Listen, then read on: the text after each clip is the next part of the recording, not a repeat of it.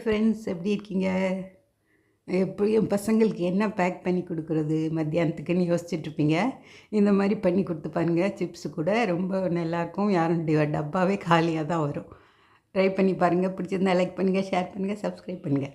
அதுக்கு வந்து நம்ம ஒரு குழிக்கரண்டி எண்ணெய் போட்டுட்டு ஒரு வாணலி பேன் இதில் வறுக்காத வேர்க்கடலைன்னா நல்லா வறுத்துக்கணும். வறுத்ததுன்னா லைட்டாக வறுத்தா போதும். அது வறுத்துட்டு எடுத்துன்னு ஒரு தட்டில் எடுத்து வச்சுருங்க. அதே இதில் நம்ம ஒரு டீஸ்பூன் வந்து ஜீரகம் போட்டுருங்க.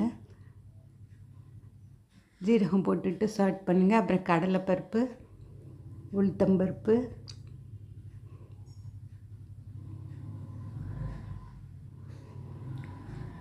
பெருங்காயம், கொஞ்சம் நல்லா கட்டி பெருங்காயம், அப்புறம் எள்ளு எல்லாம் அளவுலாம் சொல்லியிருக்கேன், கொடுத்துருக்கேன் பாருங்கள். அதே சொல்லி பார்த்துக்கோங்க.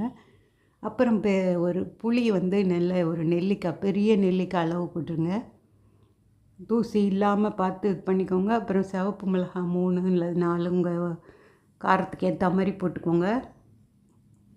நல்லா வதக்கிடுங்க. அந்த பொன்னிறமாக ஆகிற வரைக்கும் வதக்கணும். ஒரு டீஸ்பூன் வந்து கொத்தமல்லி விதையும் கடைசியில் போட்டு நல்லா வறுத்துருங்க. பாருங்கள், நல்லா பொன்னிறமாக வறுக்கணும். வாசனை வரும். அந்த சமயம்தான் எடுத்து ஆற வைக்கணும். ஒரு தட்டில் எடுத்து வச்சுருங்க.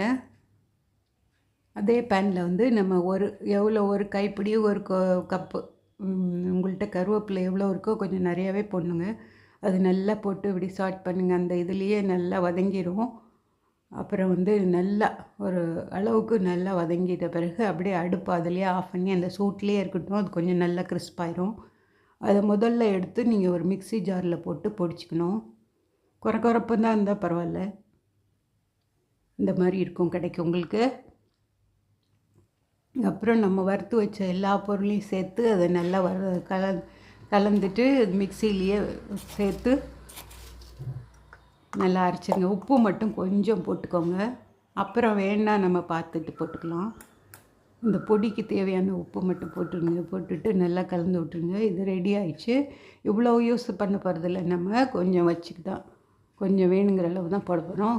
அப்புறம் ஒரு குழிக்கரண்டி அது வாணலியில் போட்டுட்டு ஒரு கடுகு கொஞ்சம் போட்டு ஒரு டீஸ்பூன் வேர்க்கடலை நல்லா போட்டு அதையும் வதக்கிட்டு கடலைப்பருப்பு, உளுத்தம்பருப்பு, சிவப்பு மிளகாய் எல்லாம் தாளிக்கிறதுக்காக போட்டுடணும். அப்புறம் கருவேப்பிலை கொஞ்சம் போட்டு நல்லா வதக்குங்க. அப்புறம் அதில் கொஞ்சம் ஒரு அரை டீஸ்பூன் வந்து மஞ்சத்தூள் போட்டு நல்லா வதக்குங்க. அப்புறம் நம்ம ஒரு கப்பு சாதம் எடுத்து வச்சுருக்கோம், நல்லா ஆற வச்சது சாதம். அதில் ஒரே ஒரு டீஸ்பூன் நல்லெண்ணெய் போட்டு வச்சுருக்கேன். அதையும் போட்டுட்டு நமக்கு பொடி வந்து ஒரு 1.5 டேபிள் ஸ்பூன் தேவையாக இருக்கும். நீங்கள் அதுக்கு ஏற்ற மாதிரி பார்த்து கலந்துட்டு கூட வேணால் போட்டுக்கலாம். உப்பு இந்த சமயத்தில் கொஞ்சம் போடுறேன், ஒரு 1/4 டீஸ்பூன் போட்டுட்டு நல்லா மிக்ஸ் பண்ணுங்கள். அடி வரைக்கும் இப்படி எடுத்து விடுங்க. ரொம்ப குழப்பாக்காதீங்க. மேலே லைட் ஹேண்டாக பண்ணுங்கள்.